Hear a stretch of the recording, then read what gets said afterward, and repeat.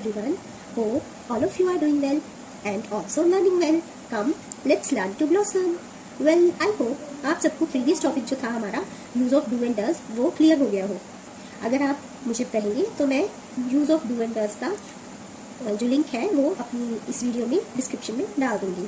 So today we will discuss present continuous tense. So as the name suggest, continuous means जो चीज़ चल रही है, हो रही है, होती ही जा रही है. यू नो कि एक काम है, एक क्रिया है जो अभी भी हो रही है, अभी हो रही है, एट प्रेजेंट चलती जा रही है, होती जा रही है, उसे कहते हैं कंटिन्यूअस. कंटिन्यूअसली होने वाली क्रिया को प्रेजेंट कंटिन्यूअस टेंस कहते हैं. ठीक है, अब आइए अब हम इसके बारे में जान लेते हैं. जैसे हमने पहले पढ़ा वो था प्रेजेंट इंडेफिनिट टेंस, जिसमें मैंने आपको बताया कि जिसके अंत में ता है, ती है, ते है आदि आता है.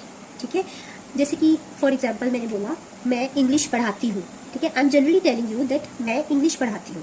ठीक है, और जो प्रेजेंट कंटिन्यूअस टेंस है उसमें मैं बोलती हूँ कि मैं इंग्लिश पढ़ा रही हूँ, कि एट प्रेजेंट मैं इंग्लिश पढ़ा रही हूँ और पढ़ा रही हूँ, कंटिन्यूअसली पढ़ा रही हूँ. ठीक है, आइए अब हम सब मिलकर इसकी आइडेंटिफिकेशन या पहचान के बारे में बात कर लेते हैं. इन वाक्यों के अंत में रहा है, रही है, रहे हैं आदि आता है. ठीक है, जैसे सीता गाना गा रही है. अब फ्रेंड्स इसमें आप देखो, अक्सर मैंने नोटिस किया है कि सब लोग क्या मिस्टेक कर जाते हैं कि जब हमने कहना है कि सीता गाना गा रही है, इस सेंटेंस को जब हम ट्रांसलेट करते हैं तो अक्सर लोग क्या करते हैं, इसकी ट्रांसलेशन करते हुए सीता जो कि नाउन है, सेंटेंस में सब्जेक्ट है, नाउन है, उसको लिख देते हैं पहले. सीता गाना, सिंग, गा रही है को, रही है को तो मिस कर देते हैं और गाने की इंग्लिश लिख देते हैं, या गाने को इधर लिख देते हैं, सिंग की इंग्लिश गा लिख के, उसके बाद गा की इंग्लिश सिंग लिख के, उसके बाद गाना की इंग्लिश लिख देते हैं सॉन्ग या अ सॉन्ग, सीता सिंग सॉन्ग लिख देते हैं. ठीक है, ये तो है पहली मिस्टेक जो जनरली मैंने देखी है. और सेकंड मिस्टेक की जाती है सीता इज सिंग सॉन्ग. तो फ्रेंड्स ये दोनों ही सेंटेंसेस गलत हैं, क्योंकि जब हमारे किसी भी सेंटेंस के एंड में, वाक्य के अंत में रही है आ रहा होता है, तब हमने इसका रूल लगाना है. इसका रूल क्या रहता है कि सब्जेक्ट जो नाउन या प्रोनाउन होता है, जैसे कि हमारे पास है सीता, ठीक है, उसके साथ लगती है हेल्पिंग वर्ब. हेल्पिंग वर्ब क्या होती है? हेल्पिंग वर्ब होती है इज, एम और आर. इनको हेल्पिंग वर्ब कहा जाता है. अंडरस्टूड? उसके बाद आ जाती है मेन वर्ब. मेन वर्ब तो आपको पता है जो क्रिया हो रही है, जो काम हो रहा है वो होती है मेन वर्ब. उसके बाद मेन वर्ब के साथ लगता है आईएनजी और उसके साथ ऑब्जेक्ट अगर सेंटेंस में कोई है तो वो लग जाता है एंड में. अब जैसे कि इसकी हम जब ट्रांसलेशन करेंगे तो आएगा सीता जो सब्जेक्ट है और नाउन है. ठीक है, सीता. उसके बाद आएगी हेल्पिंग वर्ब. सीता जो है वो सिंगुलर नाउन है तो उसके साथ आ जाएगी is, that is a helping verb. उसके बाद आएगा मेन वर्ब. मेन वर्ब क्या है? गा. ओके, तो मेन वर्ब के लिए क्या आएगा? सिंग. उसके साथ लगेगी आईएनजी.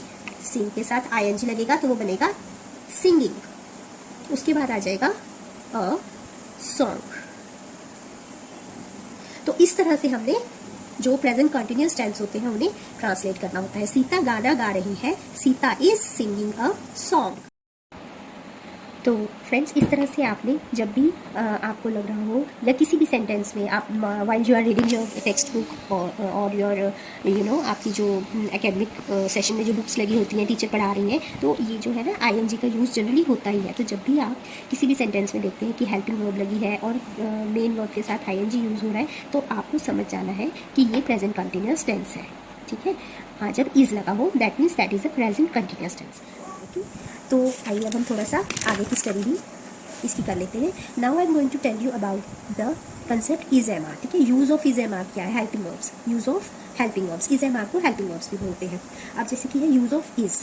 यूज ऑफ इज जो होता है वो हमेशा होता है सिंगुलर नाउन और प्रोनाउन के साथ. ठीक है, जैसे कि ही इज, शी इज. अच्छा, एक और चीज़ जो ये मैंने खाली जगह छोड़ी है, आई सजेस्ट, आई वॉन्ट कि आप लोग इसको फिल कीजिए. ठीक है, he like he is singing, she is dancing, it is, this is, that is, Mohan is, Seema is, teacher is, teaching obviously है ना, डॉग इज। तो जहाँ भी सिंगुलर नाउन या प्रोनाउन आएगा, like these are pronouns and these are nouns, ठीक है, तो वहाँ पर आपने जो है इज का यूज़ करना है, ठीक है। Let me mention all these are pronouns that we use in place of nouns and these are called nouns. Hope you are getting me.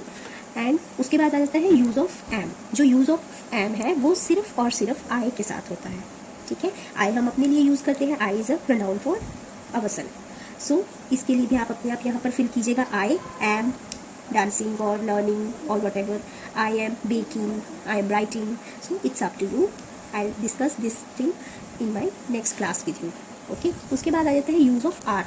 Use of are होता है प्लूरल नाउन या pronounce के साथ। Plural noun और pronounce कौन से होते हैं? वी, यू, वी के साथ आर यूज होगा, यू के साथ आर यूज होगा ऑलवेज, ठीक है। They are, kids are, people are, these are, those are, trainees are. अब इसमें आप देखिए पीपल और जो ट्रेनीज ये क्या है? नाउन्स है, किड्स भी नाउन्स है, ठीक है, कॉमन नाउन्स है ये। और those, these, they, you, we ये क्या है? प्रोनाउंस है। और ये प्लूरल प्रोनाउंस है इसलिए इनके साथ आर यूज हो रहा है। और किड्स, पीपल और ट्रेनीज ये क्या है? प्लूरल नाउन्स है इसलिए इनके साथ आर यूज हो रहा है। इससे रिलेटेड जो प्रैक्टिस वर्कशीट है ये मैंने आपके लिए रेडी की है, तो ये मैं सजेस्ट करूँगी कि आप इसे अपने आप करने के लिए ट्राई कीजिए।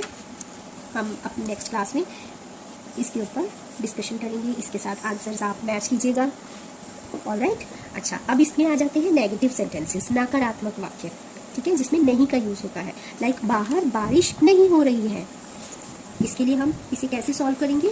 नॉट लगा के, ठीक है।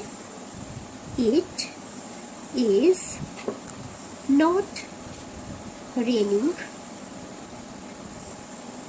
Outside, alright.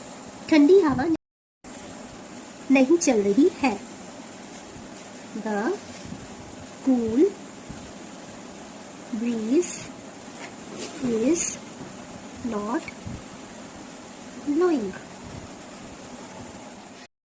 So let's discuss about interrogative sentences now. Interrogative sentences होते हैं प्रश्नवाचक वाक्य जिनके एंड में प्रश्न चिन्ह आता है, क्वेश्चन मार्क आता है, यानी कि इन सेंटेंसेस में क्वेश्चन पूछा जा रहा होता है, ठीक है। बस इसका सिंपल सा फॉर्मूला है कि आपने जो helping verb in between the sentences आप आफ्टर द सब्जेक्ट यूज करते हैं वो आपने सबसे पहले सेंटेंस के बिल्कुल शुरू में लगा देनी है, ठीक है। अगर नॉर्मल सेंटेंस हो, तुम पार्टी में जा रहे हो, तो आप बोलेंगे you are going to the party.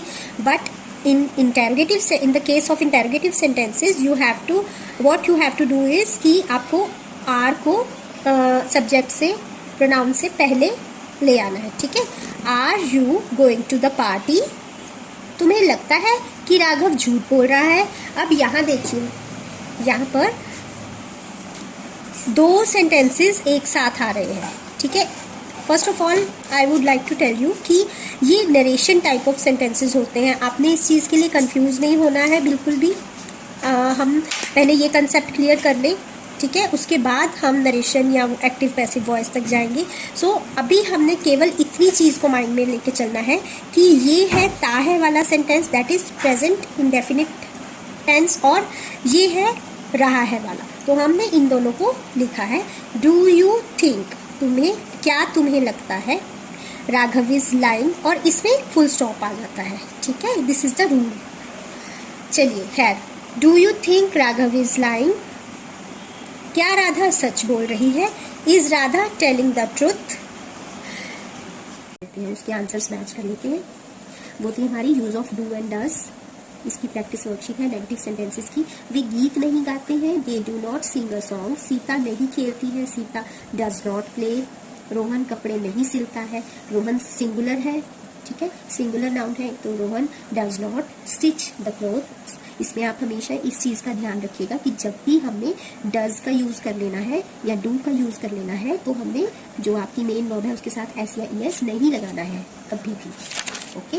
Gopal और रमन सैर पर नहीं जाते हैं। देखिए गोपाल और रमन दो है, प्लूरल है, इसलिए डू आ जाएगा। Gopal and Raman do not go for a walk, वह खाना नहीं बनाती है। She does not cook food, machine ठीक से काम नहीं करती है। The machine does not work well, साइकिलें ठीक से नहीं चलती हैं। The cycles do not run properly, यह तोता नहीं बोलता है। This parrot does not speak, वह सड़क गांव की ओर नहीं जाती है।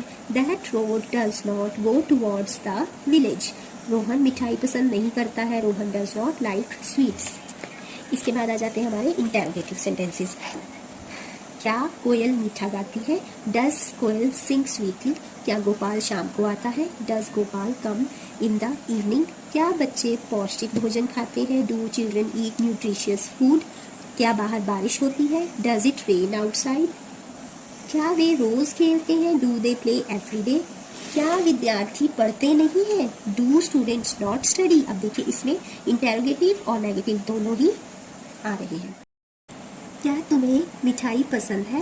डू यू लाइक स्वीट्स, क्या मैं सुंदर दिखती हूँ? डू आई लुक ब्यूटिफुल, क्या हम समय पर सोते हैं? Do we sleep on time, क्या धोबी कपड़े साफ धोता है? Does washerman washes the clothes clean. So I hope friends कि आपको आज का कॉन्सेप्ट, आज का टॉपिक क्लियर हो गया होगा। यूज ऑफ डू डज हो चुका है और आज हमने प्रेजेंट कंटिन्यूस टेंस कर लिए हैं। अच्छा, एक चीज़ मैं आप लोगों से रिक्वेस्ट करना चाहूँगी कि अगर आपको मेरी वीडियो अच्छी लग रही है, आपको मेरा समझाया हुआ कंसेप्ट, टॉपिक, ठीक है, वो आपको समझ आ रहा है, if you are getting me, then please like my video to let me know that I am going right on the way. And second thing is कि अगर आपको कुछ भी क्वेश्चंस पूछने हैं, कोई क्वेरीज है इस कंसेप्ट से रिलेटेड या मेरी पिछली वीडियोज़ में जो भी हमारा टॉपिक रहा है उनसे रिलेटेड, अगर आपको कोई क्वेश्चंस पूछने हैं then please ask me in the comment section of the video. So अब मिलते हैं हमारी अगली वीडियो में। Till then have a good day, bye bye.